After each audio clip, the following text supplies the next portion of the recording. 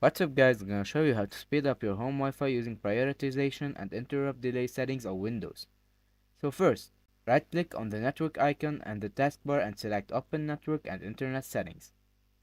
After that, click on Change Adapter Options. Right click on your active Wi-Fi network and select Properties.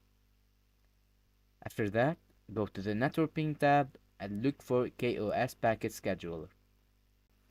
Ensure it's enabled to prioritize traffic. Then, open the Windows Settings app, go to Gaming, then Game Mode. Here, you can prioritize gaming applications, which can help reduce lag.